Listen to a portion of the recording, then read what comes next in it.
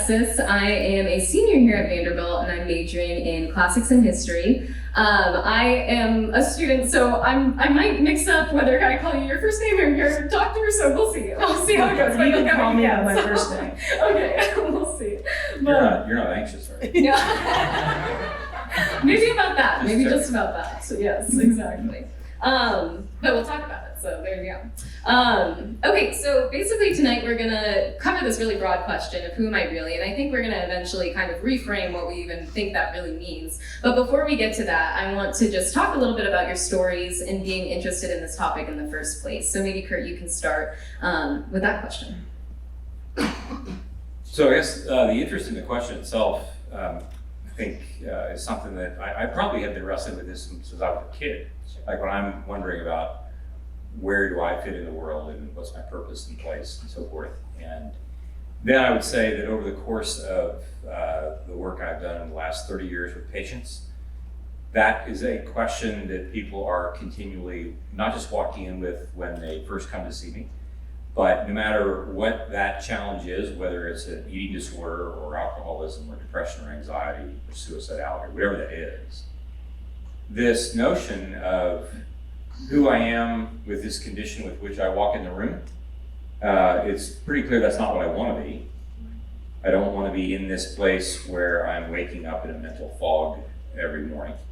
And so what does it require of me, not just to be rid of these symptoms, but what does it require of me to actually come to understand who I am in the world as part of that process? And so every day that I'm working with patients, we're actually kind of collaboratively having to ask and answer that question. Yeah, absolutely. No, that's great. And Dr. Stratton, when you answer this question, maybe you could also tie in a little bit. I know some students here know you as the Dean of Joy, and so maybe you can tie in a little bit about your identity and self-discovery and kind of becoming the Dean of Joy to students around you. Well, thank you, Alexys, and also just thank you for all of you all coming out tonight. I know I never use the B word, busy, but I know Vanderbilt students have ambitious schedules, and I know you all have many things that you could do, so thank you for coming to be part of this conversation, and I love that you have that coffee app. Can I sign up for that too? Although I would like to go for ice cream. Anyway, so I was thinking, Curt, when you were talking about, who am I was remembering that when I was in college, I was a residential advisor. Are there any RAs in the room? Hey, RAs. And I remember one of my bulletin boards that I made was, here's the topic. It was just a small topic, the meaning of life. Wow, that's kind of a big topic. So I think, just like you, I think I've always thought about myself, my own identity, but really in relation to others. And for me, I stepped on a college campus in 1987. I haven't stepped off since.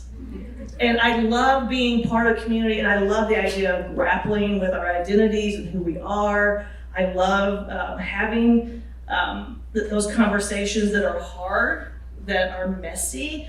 I don't think communities are these even, let's just look around, right? But I love coming together. So a forum like this brings me a lot of, wait for it, joy. And when I was at Washington University in St. Louis, I taught a course called The Psychology of Young Adulthood. And I taught the course for 12 years. It was 150 first-year students, and it was called The Psychology of You. And we did a lot of research. I said, I crack into your brain for a living. I study you in your natural habitats. And then one time, I find Vanderbilt to be a little bit more formal than WashU, but at WashU they were going to introduce me, and this was in academia, and I don't know what it's like in your field, Curt, but we have these long titles that nobody can remember, or sometimes even my title here, I had to write down, what is my title? So students were introducing me, and they knew I taught positive psychology. They knew I was interested in the concept of joy. They're like, this is Dr. Stratton. She's the Dean of Joy. And I kind of like that title, and I liked it better than what I had. So that, I did not name myself, but then I got really interested in this movie called Inside Out. And so somebody gave me this, and I'm like, and I'll talk more about kind of how joy and sadness play together. But when we're walking a human path, and as we were introduced, thinking about the pressures that are not only on college students, but the immense pressures that are just, it's hard to be a human right now, right? So thinking about how joy is very different than toxic positivity, but yet it undergirds who I am as a human, as a person. Absolutely. No, that's great. So now we can maybe kind of transition then into our topic for the night as a whole. So I'm going to ask a broad question of really what does this topic mean and how can we kind of dissect it ourselves as students? So I'll leave that open. The topic being who am I really? Yes, who am I really? Well, you've already alluded to it, Jill. I think one of the things that I think that is helpful for us to just be curious about is just recognizing that when we even consider that question, who am I really? I think it's helpful to recognize that we ask that question from a particular perspective in which we're making a lot of assumptions that we don't even know that we're making. So for instance, the notion that over the last 500 years, we have been culturally formed to believe that who I am is a question that I can actually answer by myself. And as it turns out, the brain doesn't really operate this way. None of us in the room are actually able to identify who we are apart from the relationships that we have. Even if those relationships are the ones that are banging around inside our head, even if those relationships are with people who are no longer living, we are continually being curious about who am I in relationship with my dad, with my mom, with my brothers and sisters, with my friends, with my enemies. And part of the challenge is that we are also equally trained, though, to think that we should be able to answer the question without including all those relationships. We come to university and we are told we can be anything that we want to be, which is an abject lie. Because you just can't be anything you want to be. Because there's just certain things that, so we're not going to be able to do a whole range of things. If I'm going to do this, I'm not going to be able to do these things as well. You see what I mean? But the questions about who am I really, when I feel like I have to answer this question by myself, and I'm not aware that I actually need collaborators who are actively asking me questions about who I am, not just me answering that question, but I need you to be curious about who I am. If I don't have living, breathing community with me who is asking this question of me, there will be a lot about who I am that I will never know because you're not asking the question. We like to say in our work that the mind is an embodied and relational process that is emerging at all times. And that means that when the baby comes into the world, we like to say every baby comes into the world looking for someone, looking for her, looking for someone, looking for him. And that process never stops. And when you come into the world as a newborn, about 15 to 20% of the neurons of your 100 billion neurons that are ready to go, only about 15 to 20% of them are able to do the job that they need to do in order for you to survive.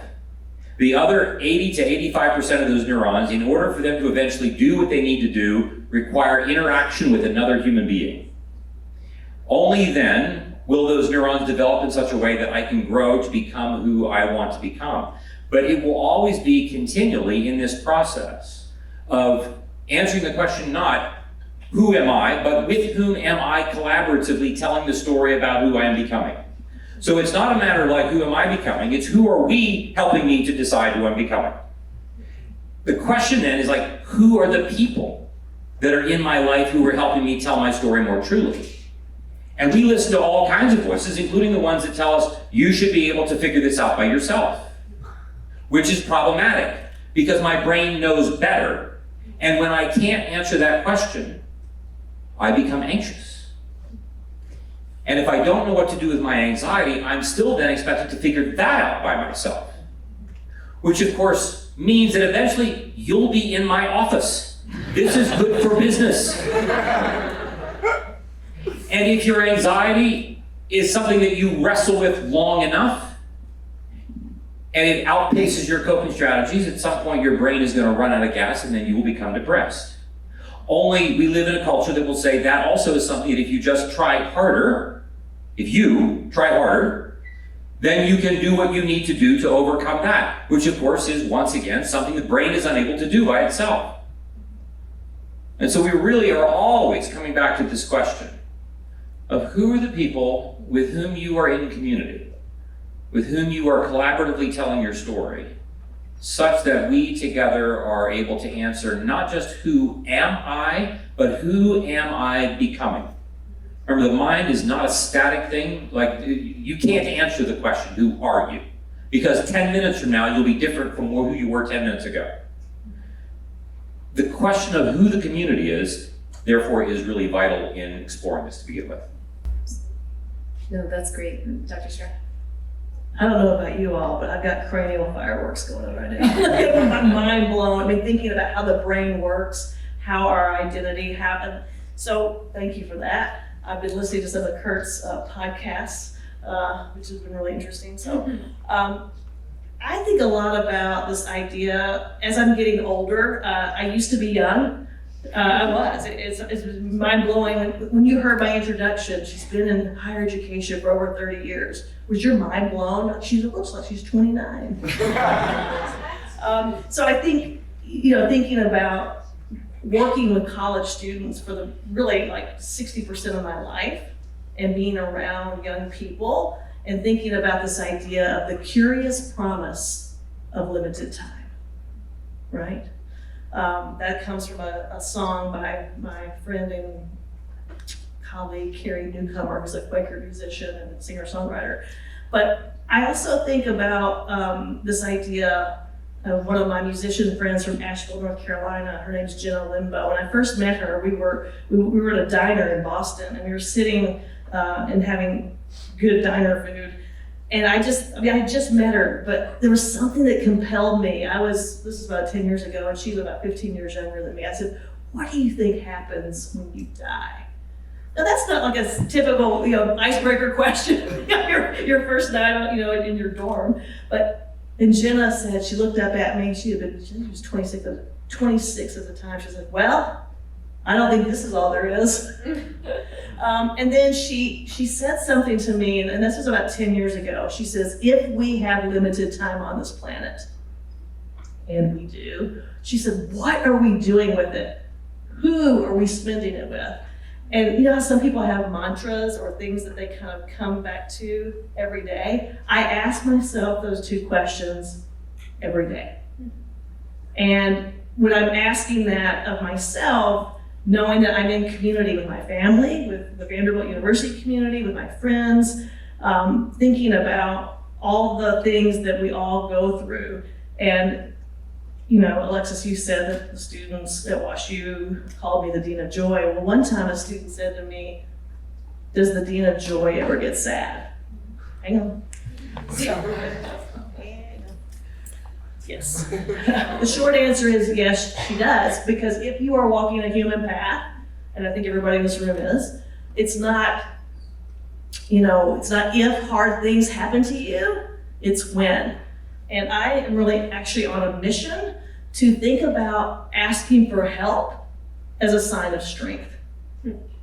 That people who ask for help, it's vulnerable to ask for help. But let me ask you all, if somebody comes to you and says, I could really use your help. I could really use your help. And I ask students that, like, how do you feel when somebody comes to you? Well, sometimes they're like, well, I feel a little bit nervous that I couldn't, but they're like, I feel honored that somebody reached out to me. I feel like, wow, they trust me, right? And then I said, flip it. What if you have to ask somebody for help? One time a student says, I feel like I'm a loser. I'm like, oh gosh, that's, or like I'm a burden, but flip it around, right? So it is a sign of strength and trust, and we're part of a community. So I really like what you were saying, that if we go it alone without asking for help or without being vulnerable in who we are in our humanity, then it can be very isolating, very lonely, and you will end up in your office. That's great. It reminds me, everybody here in the room, whether you know it or not, has a sense of what the nature is of the world in which you believe you're living. We all do. And the world that, as a Jesus follower, the world that I believe that I'm living in is one in which God has made us, and so we lay a lot of foundational track on the scriptures, and especially the first several pages of the Bible. And when you look at the second to third page of the Bible, you read this about the creation order, the first 2 chapters of the Bible about the creation, the Hebrew version of creation. At the very end of the 2nd chapter, after God has done all this work, we read that the man and his wife were naked and unashamed. And if you're reading carefully, you know that one of the things that the writers are doing is that they're getting you ready for what's coming next. Because what comes next is disaster. What comes next is like the world that we live in. But the Hebrews had lots of words that they could use. They could have said, the man and his wife were naked and happy. The man and his wife were naked and comfortable. They were naked and confident. They were naked in a lot of things. But they use the word unashamed specifically because that word has great power in our world. And one of the places where it works so plainly, sometimes often subtly, but also powerfully, has to do with the words that precede it. The notion that the man and his wife were naked from the Hebrew perspective is not just about their physicality. It's mostly not even about their physicality. It is mostly about their vulnerability. It is mostly about the fact that human beings are vulnerable creatures. No other animal on the planet, on purpose, needs to put clothes on. We're the only ones who wear clothes. Maybe for obvious reasons. Now, it's true that some people like put clothes on dogs. Right? That's weird. That's just like, okay. I mean, the dog did not ask for the extra coat. Like, dude, like I got a coat, I'm fine. You know what I mean? Like they're not. So I don't know what's happening with that. But here's the thing. The thing is, it's not a question of am I vulnerable. The question is, to what degree am I going to live into that vulnerability? Now, one of the things that we do is we do wear clothes, but then the question becomes, who am I going to reveal myself to in such a way that my vulnerability will act not as a liability, but as the stepping stone for the creation of beauty and goodness in the world? Notice this. The most powerful act of creativity that human beings engage in is having a child. It's the most powerful act of creativity because there's nothing like you have sex and then a baby comes. Are you with me? That's a pretty powerful thing. And all like it's just like it's a 30-second act and then wham, there's a baby. But it is also the case that that powerful act of creativity takes place in a context of great vulnerability, great fragility that requires protection in all kinds of ways. And so when we talk about the man and his wife were naked, it means each one needs the protection of the other. My vulnerability actually means I need your help. The vulnerability means I need you to guard my dignity. I can't do this on my own. And so much of what happens in the trauma of our lives, that happens one chapter later, and all the violence that follows, is that I now have come to learn that my vulnerability is a liability. And I must do everything that I possibly can to protect it, including believing that the most important thing for me in the world to do is to make benchmarks. The most important thing for me to do in the world is not to co-create beauty and goodness with acts of vulnerability. I have to come to Vanderbilt and make A's. I have to come and perform. The whole notion of me in a community of others vulnerably having a mission of becoming people of greater love, joy, peace, patience, kindness, goodness, faithfulness, gentleness, and self-control is not on my radar. It's about what do I accomplish, not who am I becoming. And even the question of who am I becoming is often a question in which I answer by naming what I've accomplished. And the problem with this is that the brain knows that every time you've made your benchmark, it's then worrying about what the next benchmark is. You in this room know that this is true. I'd like to worry less. I'd like to simply know that even in the context of my vulnerability, I can be loved by someone else with whom I will co-create beauty and goodness that will benefit others, but will not require me to worry about whether or not, if I don't do this well enough, you won't want to have any more to do with me. Oh, Okay, I got away from myself. I'm sorry. I love it. Yes. No. This is, Alexys, can I say one Yes, thing? Just yes, in response? absolutely. So I was thinking about this idea of vulnerability, and one of the people I follow is Brene Brown, and I think she's done a lot of work on shame and vulnerability.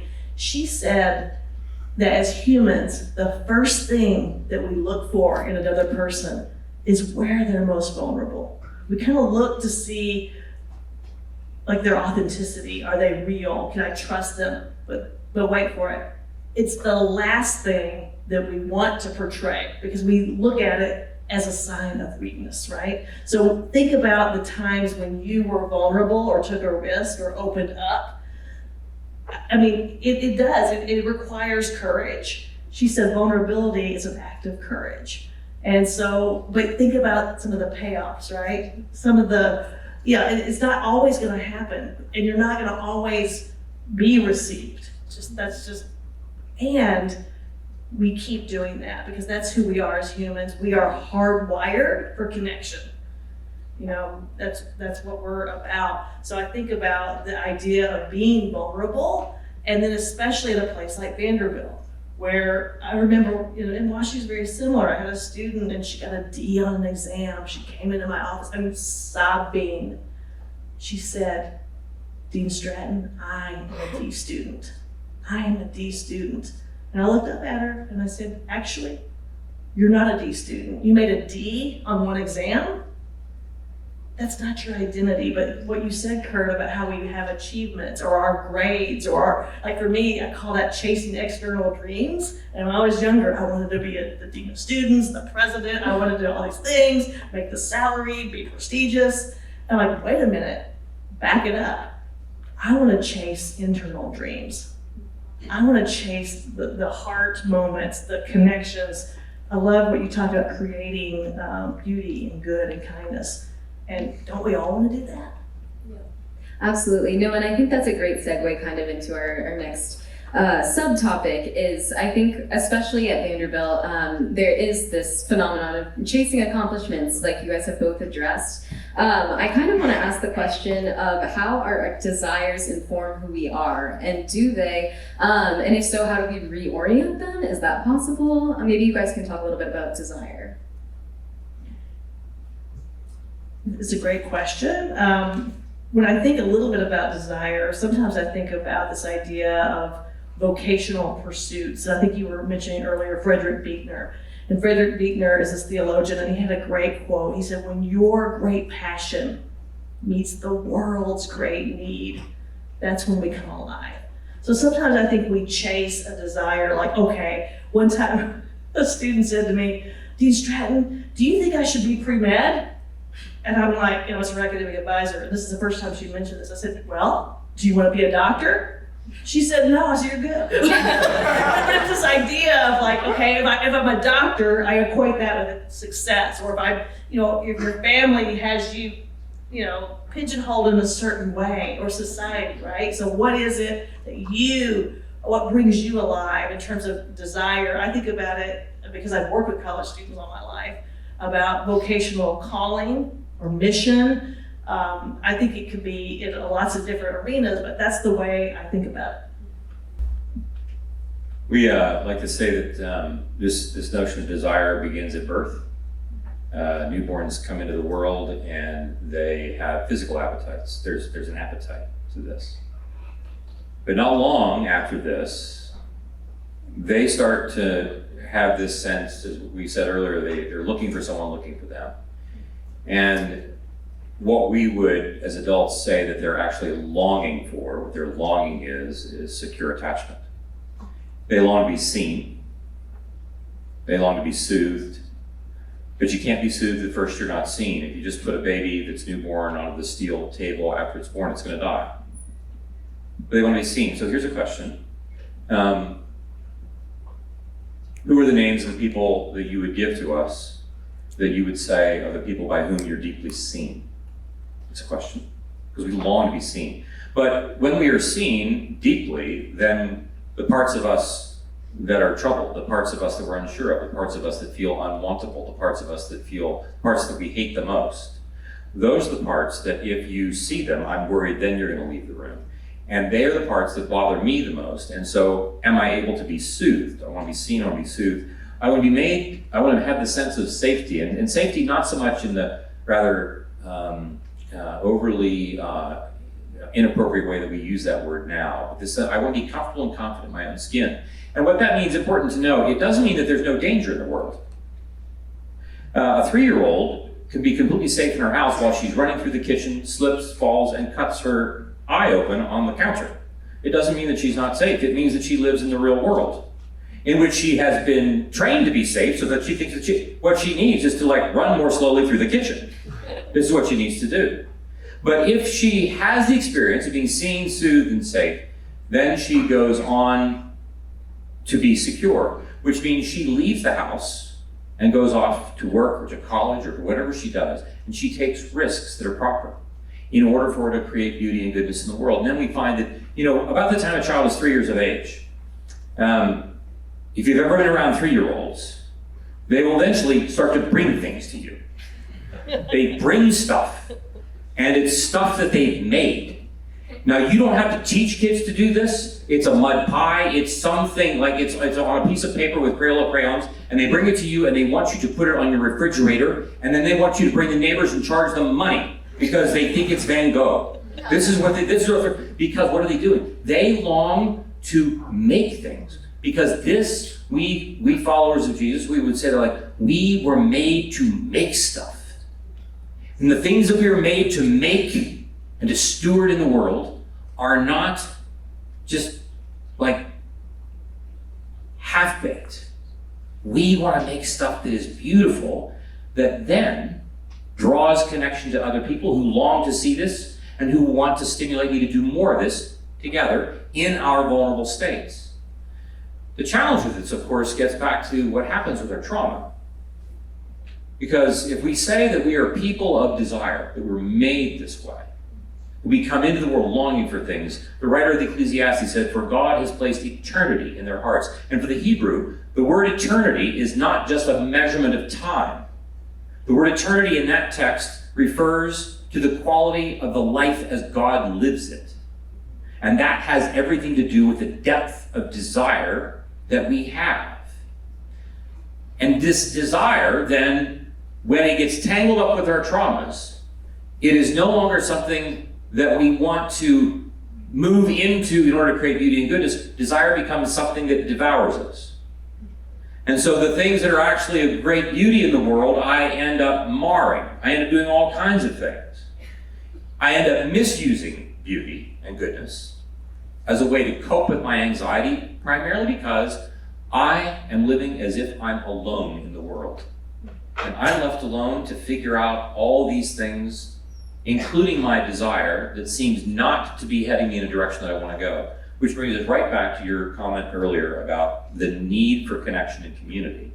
So even when we talk about desire, it's tempting for us to think, well, what's Curt's desires?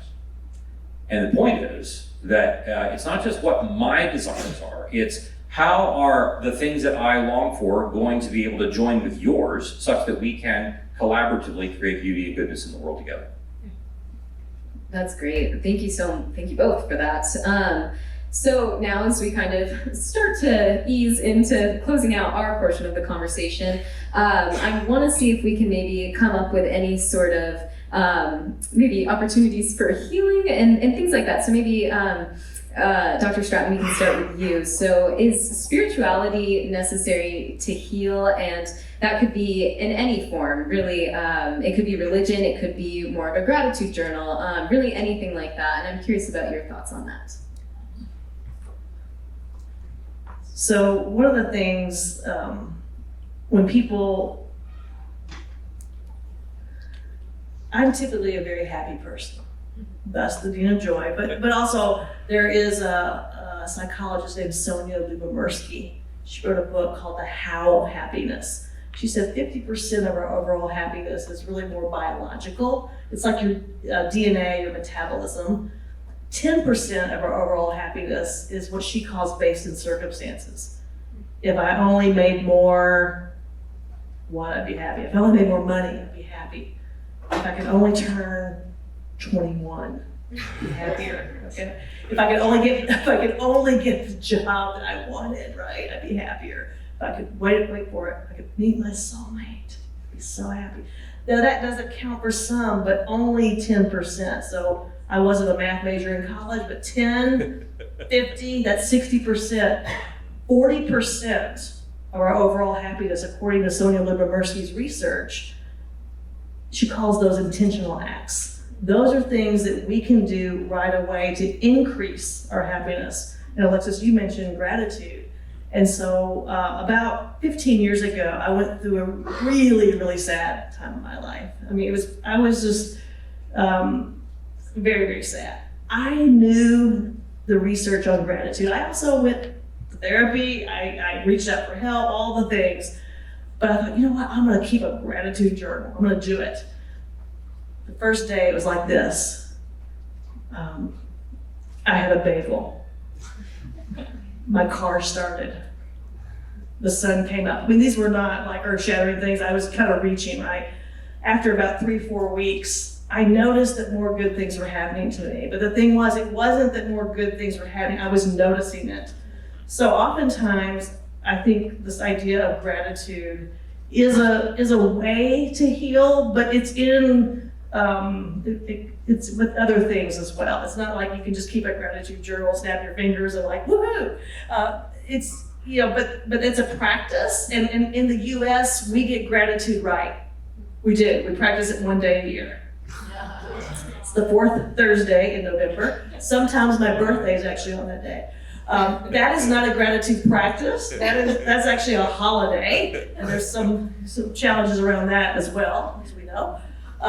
So all that to be said, I think there are ways that we can heal, and I think we do heal in community. I think there are things that we can do, and I actually, in my course, I would teach some of those strategies. And that book is great. It's called The How of Happiness. It's research-based, but it's accessible to read. Sometimes when you're reading books, it's like multiple regression analysis and statistical, and your head's like, what? But it's grounded in research, but it has the applied strategies. So that's, I think we can heal. And then I was thinking a little bit, and Curt and I had a conversation at dinner, and I've been thinking a lot lately about deep grief. My mom is living with Parkinson's disease. And my mom is the love of my life. Alice Stratton. I love her with every fiber of my being. And when she was diagnosed with Parkinson's about 10 years ago, I was with her at the neurologist, and we walked out, and I said, Mom, how do you feel? I mean, Parkinson's is a chronic illness. There is no cure. You don't die from Parkinson's, you die with it. So we walked out, and my mom said, well, I felt like the same way when they told me I had colon cancer. My mom is a 2-time colon cancer survivor from her 30s, okay? I wasn't with her when she was diagnosed with colon cancer, so I said, well, how did you feel? And my mom, good Southern woman, I don't know if she's ever said a curse word in her life, she said, I felt like, well, darn. Well, I mean, my mom is diagnosed with Parkinson's, and she says, well, darn. And then a few minutes later, she said, and now I thought to myself, now what do I need to do? And so that's the acknowledging the pain and the grief, but then it's also that resilience and that possibility, or the hope. And we talk a little bit about hope. I think hope is a function of courage. And living with that. So are there ways to heal? Absolutely. Does it take time?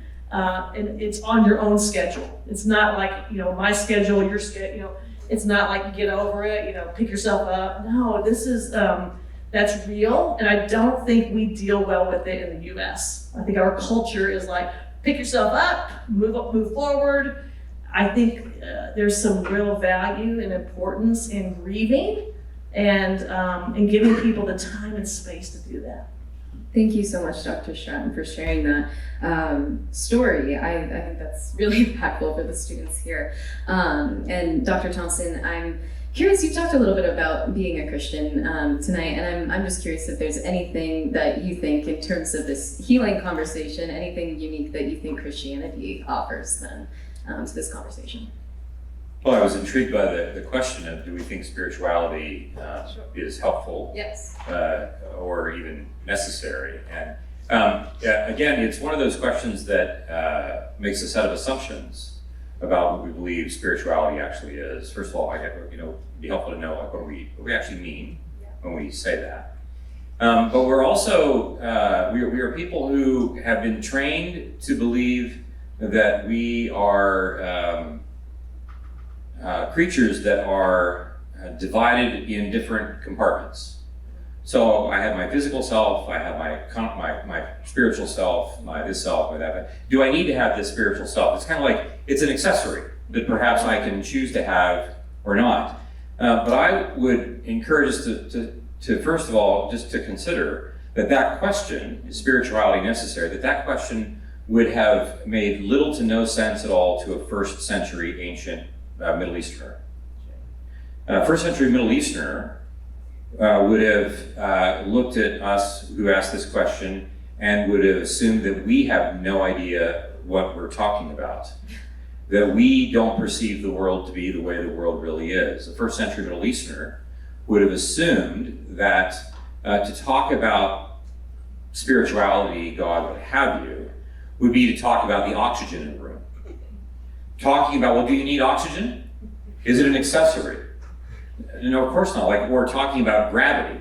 Like, these are just natural things that are part of what it means for us to be human. But we have been trained in our culture over the last 500 years to compartmentalize this, even to the point where we no longer, it's an option that we can have, as opposed to oxygen or gravity, which is not an option that we can navigate in or around. So I would say, as a person, we said earlier that everybody in the room, whether you're aware of it or not, has already made a decision. You're choosing every day, every moment. You're making a decision about what the nature of the world is in which you believe you're living. And those of us who follow Jesus would say, well, we believe in a world that has been made and that we are creatures. I'm not a creator, I'm a creature. But I've been made as a creature in a certain way. And I've been made to know joy. I've been made to be vulnerable in order to create goodness and beauty in the world. And that when trauma comes, the healing of trauma is not going to be something that I either take care of on my own, but will be necessarily in need of someone else to come for me to help me do this, if that makes sense. And as it turns out, this is just a recapitulation of parenting a newborn and an infant and a toddler. Like, the toddler needs the parent to come for her when she's in a mess, because what she needs is a nap. She's not going to go for a nap by herself. She needs someone to come for her. And in this way, we would say, when it comes then to things like gratitude, like one of the things that we're doing when we practice gratitude, what we are doing is we are engaging the focus of our attention in a particular way. One of the primary things that the mind does, we like to say that attention is the ignition key of the mind. It turns everything on. Everything that we do is a function of what we are turning our attention to. And the question is, like, how well are you paying attention to what you're paying attention to? Most of us, not very aware of what we're paying attention to. Most of us are on autopilot. We think that we are making decisions mostly consciously and intentionally. We are not. Most of what we are doing is on autopilot. And because of that, we also find ourselves in a world suddenly, with our anxiety and our depression and our this and our that, unaware of what I've been paying attention to. But the moment someone says, like, begin to pay attention to these things in the world, if we were to say, if I were to ask you the question, how many yellow cars have you seen in the last week?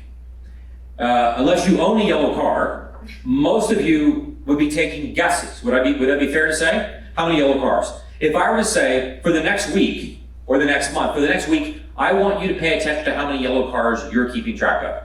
Not only next week would you come back and give me, because you're Vandy students, you would tell me exactly the number of cars that are yellow that you've seen. You would be seeing yellow cars for a month.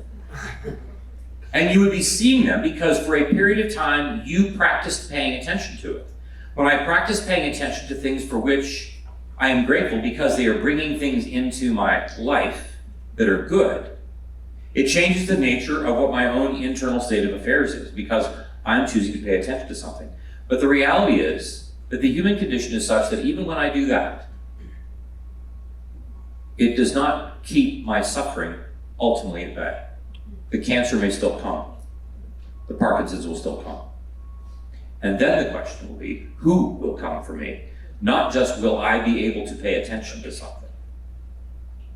Not just will I be able to do a set of tasks that you've given me to do for better mental health. The question will continually be, who will be in my life who will come for me when I can no longer come for myself? Because we are vulnerable creatures that long to be seen, soothed, safe, and secure, and that will be the way it will be until we're dead. And that's actually really good news, because then it gets us to the point where we can say, who are going to be the people in the next 1 to 4 years here at Vanderbilt? Who are going to be the people with whom I'm going to create community? Who will be the people who will go with me to my grave? Who are going to be the people who, when I give Curt their names, there will be nothing about me that they don't know? I'm going to be so deeply known and loved that I won't have to worry about benchmarks. I won't have to worry about getting a D on an exam, because this is the work that we are doing. The hard part for us, we would say as Christians, ultimately, we humans fail on all of these counts, which is why we think we need someone to rescue us in this. And this is the place where Jesus, does his thing. Yeah. There you go. That was wonderful. Can we give both of them a round of applause?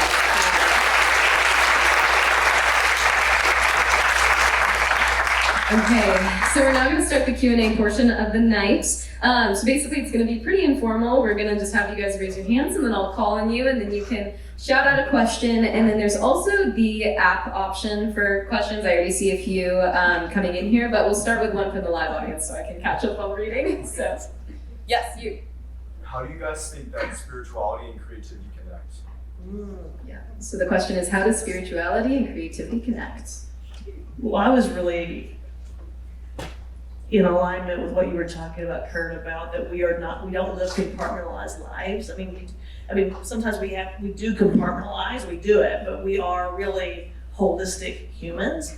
And I think with spirituality and creativity, first of all, I think everybody's creative in their own ways, right? So you don't have to be a songwriter, or you don't have to be like Picasso, but we all have creativity in us in some way. I think there are connections between the two, and I think in terms of spirituality, I think about when I was at WashU, I taught this class, Psych of Young Adulthood, and one of my lectures was spirituality in the college years.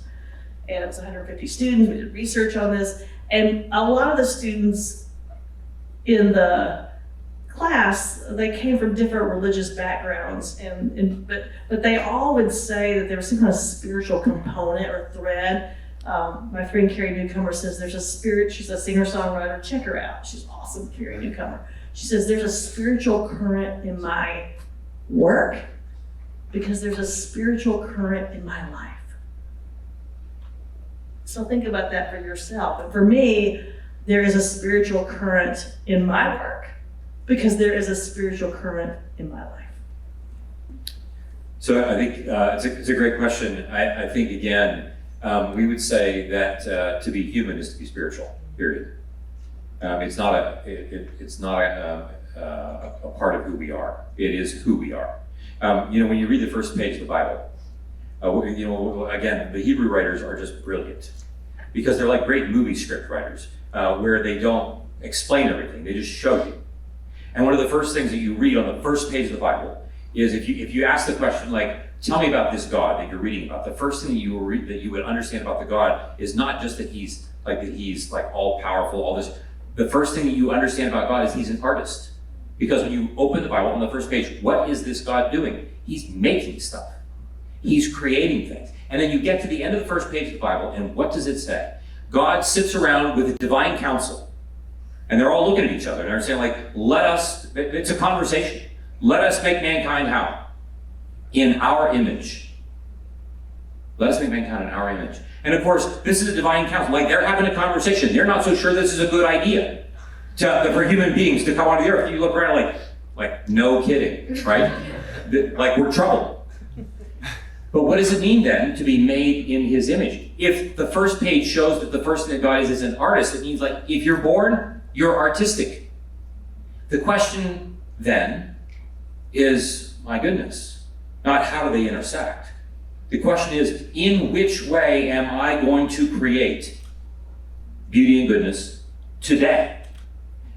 As an engineer, as a writer, as a teacher, as a lawyer, as a shop owner, as a baker, as a father, as a wife, all these things. In what way, as a spiritual being, because this is who I've been made to be, in what way will I create beauty and goodness today? One of the ways that gratitude plays such an important role with this is because if I'm paying attention to gratitude, I'm paying attention to things that are getting my attention that are objects of beauty and goodness. You with me? And the thing, like we like to say in the business, we become what we pay attention to. Those supercomputers that you walk around with in your pocket, we become what we're paying attention to. If I'm paying attention to beauty, for which I can be grateful, it would be hard for me not to create as a matter of just breathing in the course of my day. Does that make sense? Yeah, that's great. So this next question is coming from the anonymous online forum. It says, as an atheist, how do I process trauma detached from the idea that there is not a deity that creates the world in which we live? And I think this is relevant because we have a lot of people from various backgrounds and beliefs here. You'll let me take that. I'll jump in. Well, if we were having a conversation about this, like with some really great food, and if there are 21 really great adult beverages, okay, because this is what we need to have this conversation, there would be some questions that we would ask about, first of all, like, well, okay, I'd love to know who the God is that we're talking about that we don't believe exists, right? Okay, because we would wonder about that. But then we would ask some other questions. I would ask questions, well, first of all, I would be really curious about what your story. I would want to know your story. That would be where I would start. Like, where were you born? What was it like growing up in your house? I would want to know what were the things that happened to you that you still remember for which you have great grief. I want to know that. I would want to know who has been responsible for or not for repairing ruptures that have happened to you. What's been your experience of trauma such that that trauma now informs what we believe about who we are as humans, including what we believe about whether or not there's a God or not? You know, the Bible itself, as it turns out, we were talking about this earlier, that in the New Testament, there are some writers, and there's a guy named John, and he wrote 3 letters at the end of the Bible. And in the first of his 3 letters, in the 4th and 5th chapters, they talk about this, and he said, like, nobody's ever seen God. Like, he's admitting it. Like, hey, atheism is a possibility. Nobody's ever seen God. And then he goes on to say, but the only way that we would actually know who God is by virtue of how we love one another. That's how we see who God is. The question is like, well, the question of God is like, if you love one another. Now, here's the thing. I'm bad at loving people. I'm just like I'm not a sinner. I'm a professional sinner. Like, I'm just really good at it. I'm not very good at doing the very thing that I long to be able to do, which is why I need help, which is when I read the Bible, like, oh yeah, we all need help, and this is what we said that Jesus does. And so I would really want to know more about it, like, long before we get to God. This is the thing. Long before I find out about who God is or what I believe or don't believe, I'm only going to be shaped by that, by the human relationships that I have in everyday life. And to the point that I've actually had trauma that has not been healed, I would say to that person, I want to be in the room where the healing can happen. And I want to be an agent of that, regardless of what you think about who God is or whether or not he is. Absolutely. So this next question is also going to come from here, and then yes, next. But this one has 5 upvotes, so it's popular. What do you do after being fully seen and rejected? Can you say it one more time? Yes. What do you do after being fully seen but then rejected? Okay. This has never happened to me.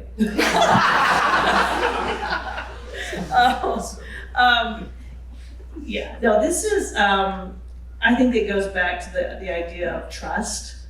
And so, when I talked about being really sad about 15 years ago, I thought I was in a relationship with somebody, forever. They didn't have that same mindset. They did initially, but then it didn't work out. So for me, the way it transpired, I was devastated.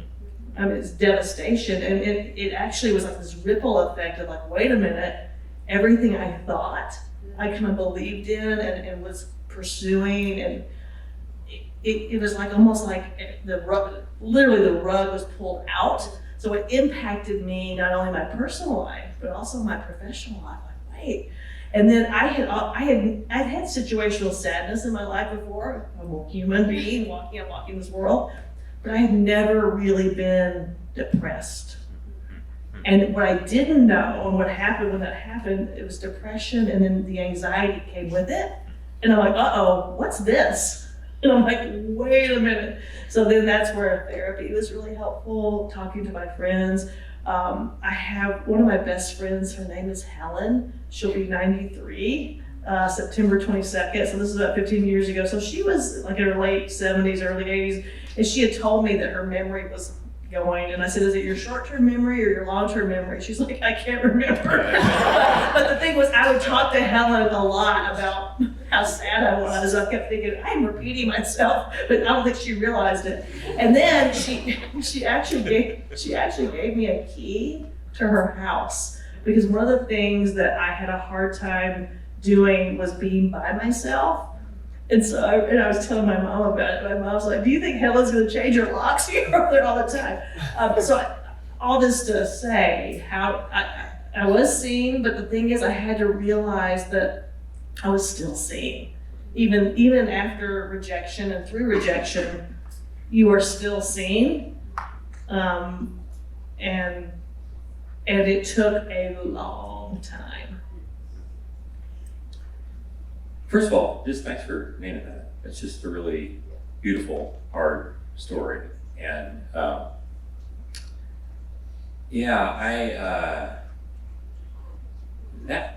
that whole notion of being vulnerable and then being left, it just doesn't get much worse than that in the world. And it makes complete sense that once we've been seen fully and then we're left, that we don't want to do that again. Fair enough? Like who would do that? And so I think it's also fair to say that being human is, I tell people, look, life is very simple. It's very simple. And it is excruciatingly difficult. But it is not difficult because it's complicated. It's difficult because of the payload of the fear of our shame that we carry. And those two elements, payload of our fear of our shame, are all wrapped in these various traumatic experiences that we've had. Ultimately, what trauma is all about, being left alone with ourselves and our grief. And we have this sense that once we are in our grief, there's no getting out of it. And so we come to see a therapist. And I'm glad, I hope the therapist was helpful. She was. Right. That's good news for my profession. Thank you for that. But one of the things that we tell folks is that when I'm here at a conference in Nashville and we're training clinicians, and we say one of the first things that a patient is going to do when they come to see you, the first thing they're going to do when they come into the door for help, is that they're going to resist your offer to help. That's the first thing they're going to do. And why is this? Because trauma takes place in a context, our experience of trauma takes place in the context of intimate relationship. Are you with me? And so the pain that we experience necessarily is in a context of a relationship that you're now trying to build with a therapist. And you're not stupid. Which is why when you come in and they bid for intimacy, you're like, no freaking way. I just want to not be depressed. I just want to not have panic. I just want to be symptom free. I don't want to change my life. Because changing my life means, once again, I'm going to have to, at some level, be open to being seen. There is no other way. Is it frightening? Is it hard? Absolutely. Is it complicated? No. It's not complicated to go off the high dive. It's terrifying, but it's not complicated. We make it complicated. We make it complicated in this way. I have layers of fear and shame that I walk around with, that I've been building since I was able to breathe. And it is difficult for me to open the door and look at that. And so as to not have to do that, I begin to tell a story about what these things are, and I layer this layer upon the next layer, upon the next layer, upon the next layer, the story that I tell about my life as a way to buffer me from the things that I am frightened of the most. Are you with me? And as such, we discover that life feels complicated because of the story that I have told as a way to protect me from myself. But the only way healing is going to happen is if at some point I am willing to do the very thing you did, where even in that moment of devastation, we discover that we are still, if we're going to live, we are going to have to open ourselves to someone else. And it's risky. And what we would want to say here is that if we were here, and okay, I'm just going to do this. Can they get your cell number after we're done here? Because then, you can just give them that, they can just call you when they 314-623-3492. Here we go. That whole notion of coming back to the question, even when we've been painfully rejected, it doesn't stop the nature of how we have been made to live and to flourish. And so just when, it's just like anything else, you have an injury on the tennis court that ruins your ankle, but you love tennis and you can't stop loving tennis. Are you going to get back on the court or not? And we're going to do this gradually, intentionally, and so forth. Your fear of it is real. We get it. We're going to do this one step at a time. We want to do this, not letting you be alone in the process. One other thing I will say, again, Carrie Newcomer, love is simple. We're complicated people. And it is about the stories we tell ourselves. And so sometimes you have to tell yourself a different story. Well, and we would say that whole notion of telling her, like, it's really difficult for me to tell myself a different story when my pain is what is consuming the way I tell my story in the first place. Which is why we like to say that when we have a friend and we have a therapist, part of what they're doing is that they are trying to imagine a different story for us while our imaginations are trying to catch up.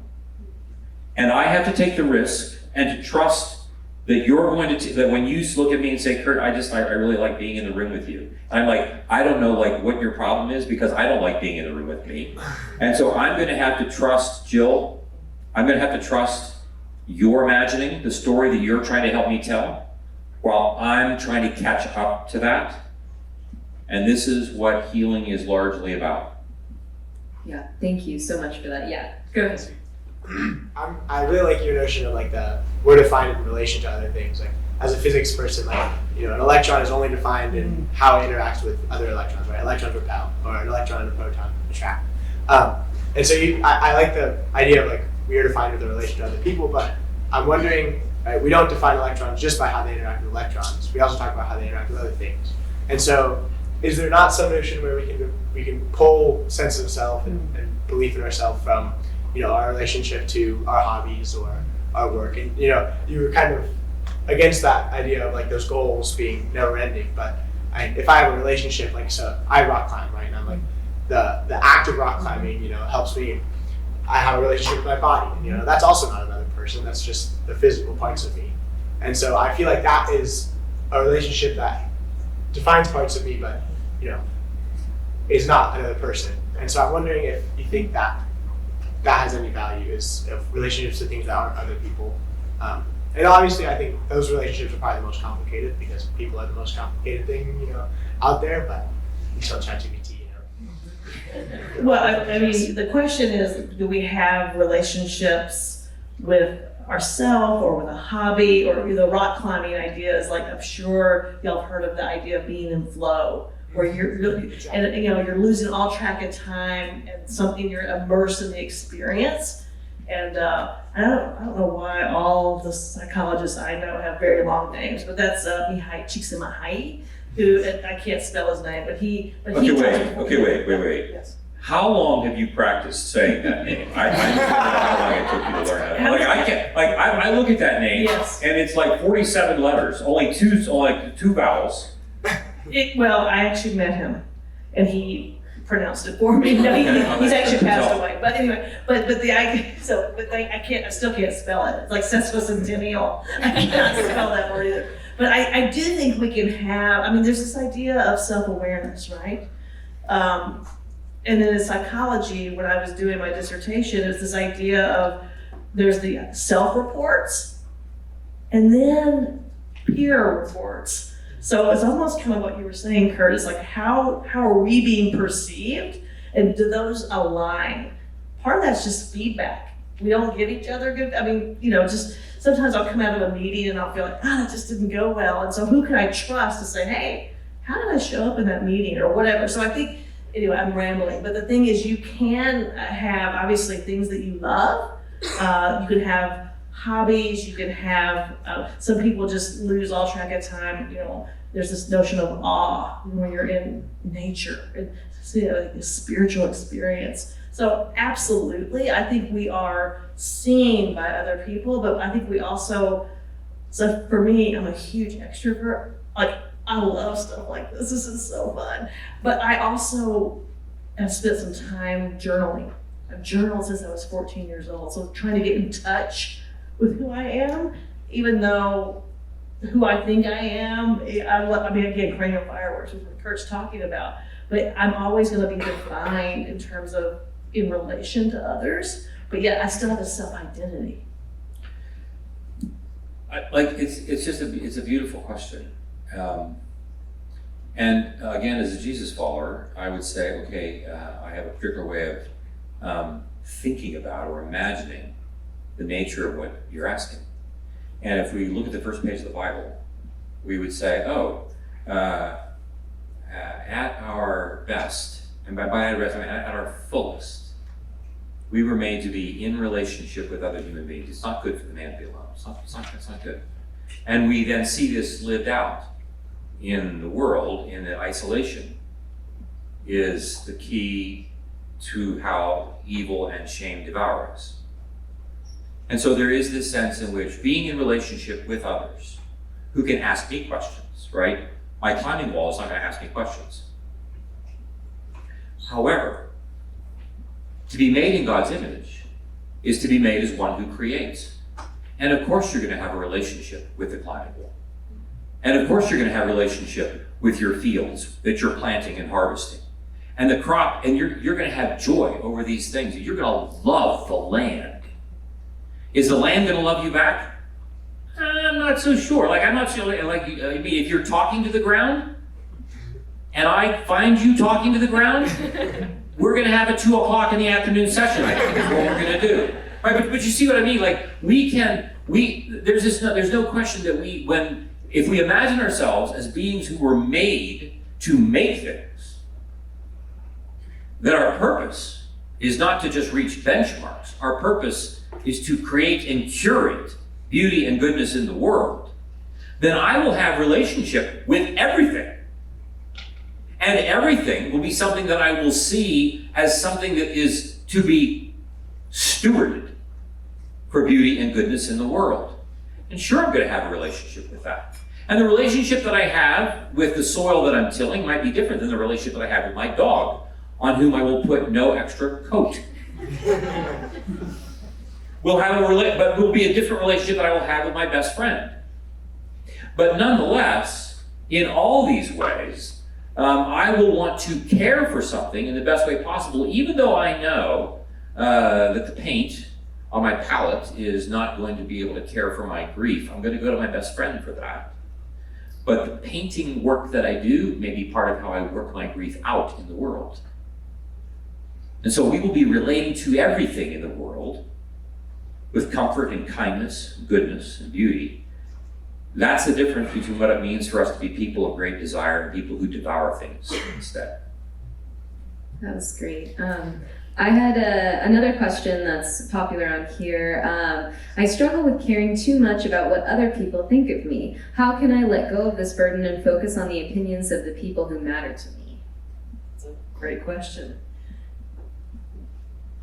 Comparison, which we all do, we compare ourselves to other people. They say comparison is actually the thief of joy. So, and you know, we're in social media. I'm on Instagram, Facebook, Twitter, I'm on all of it. And the things that I put out there, is that who I really am? Are we curating what we, you know, so I think part of it is, why do we care about what other people think that we don't really care about them?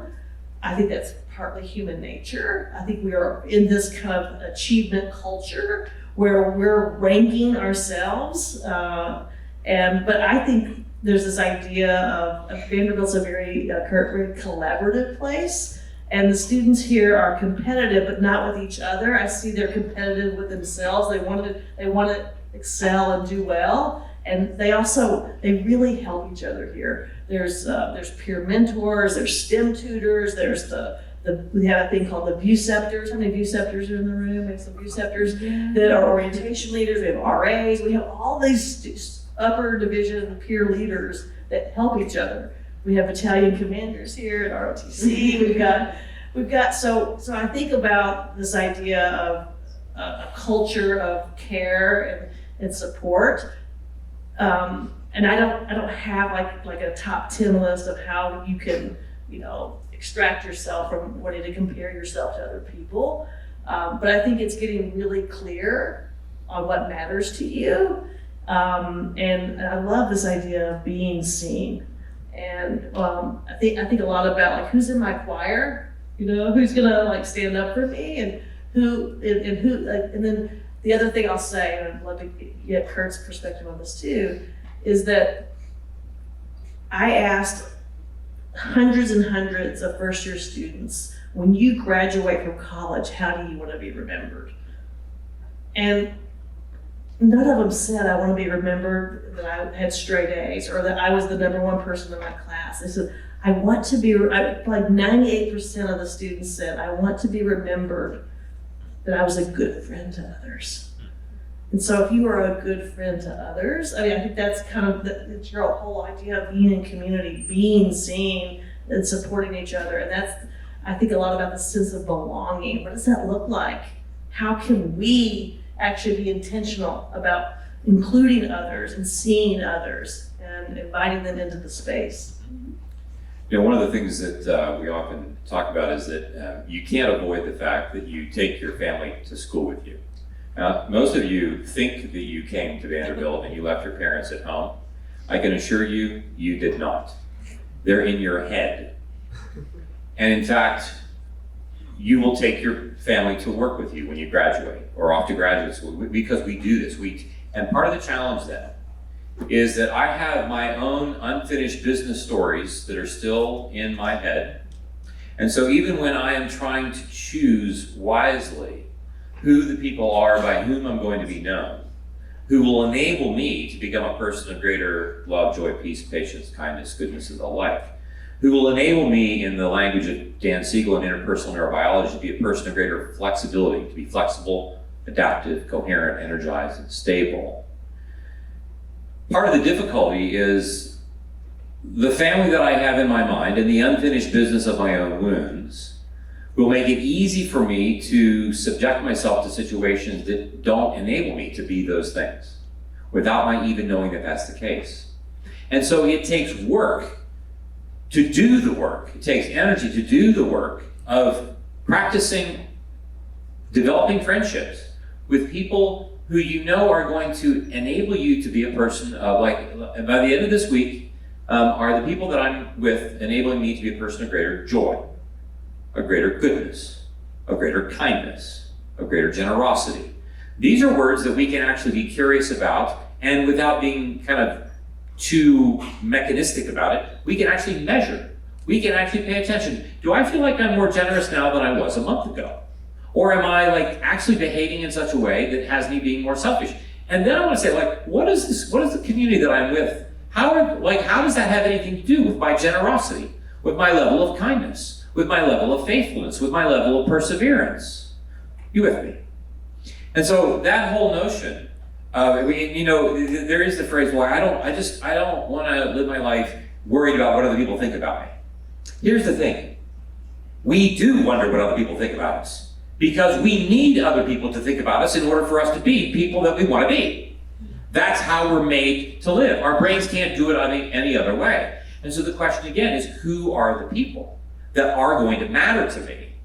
And are these folks that can enable me to become the person that I really long to become?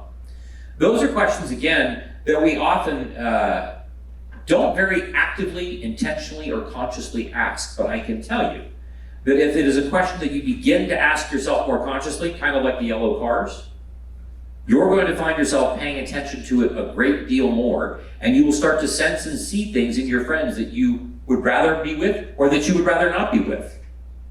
And instead of just being on autopilot, you begin to have greater agency in becoming this person that you claim that we long to become.